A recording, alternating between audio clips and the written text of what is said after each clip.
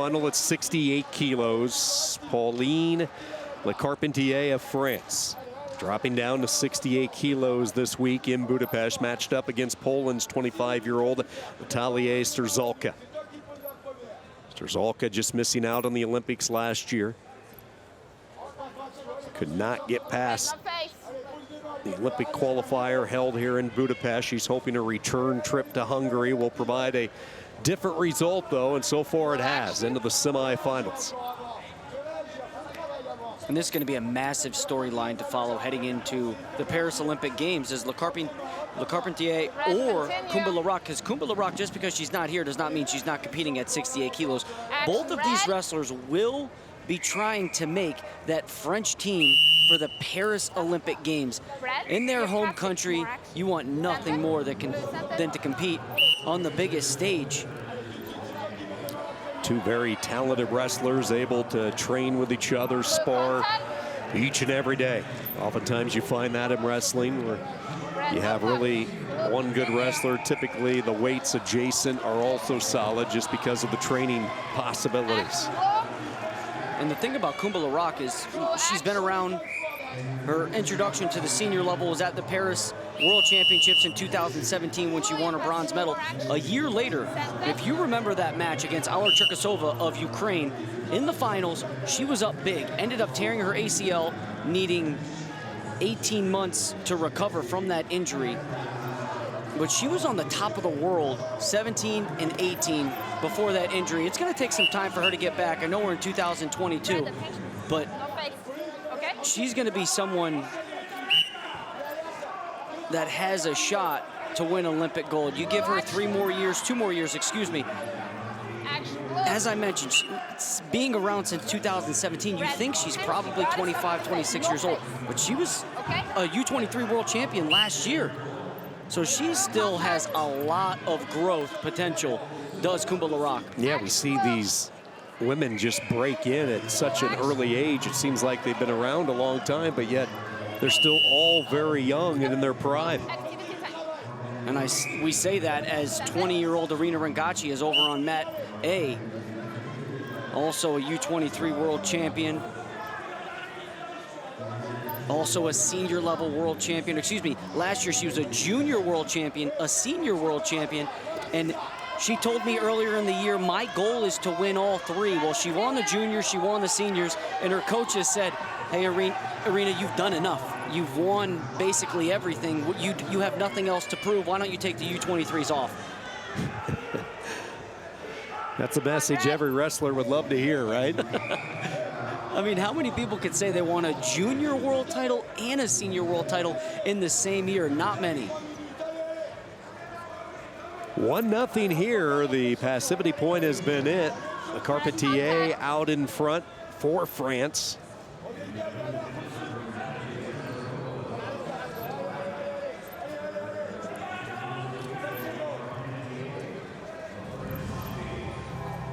Final few ticks of the clock, and the first period is in the books. 1-0 France over Poland. Good look at STRZALKA, U23 world bronze medalist here in Hungary back in 2019. LECARPENTIer in and out of the French lineup last several years. She has represented France at some of the biggest championships, including the World Championships back in 2017. As Eric talked about, the discussion moving forward for France as we get closer to the Paris Games in a couple of years with a couple of very good options in this weight. And as we talked about, LECARPENTIer clearly can bump up. She is down a weight this week in Budapest. Second period underway, a 1-0 lead right now for LECARPENTIer. See if STRZALKA can get something started offensively in the gray. What a massive drop from 76 to 68 kilos. That takes some dedication. But when you think about the landscape of 76 kilos as opposed to 68, you have Yasmin Adar, you have Vasilisa Marzialuk of Belarus, or excuse me, the Belarusian Wrestling Federation, Natalia Vorbiova of the Russian Wrestling Federation, Adeline Gray from the United States, Etmaye of Estonia. The list goes on. Erica Weave, Olympic champion from Canada. The list goes on and on. So the drop, to me, is pretty smart. Loaded with talent. And we will see Estonia a little bit later on here tonight, competing in the semifinals. Tied at 1. STRZALKA able to get the step out point. Plus, she still has the shot clock in her corner as well. Chance maybe for her to go up 2-1.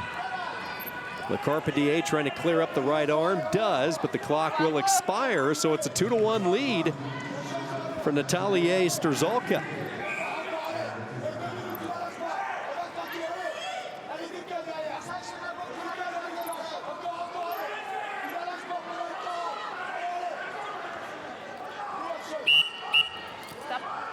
Attention, no both hands, 1 and 1. Just 2. Center, center.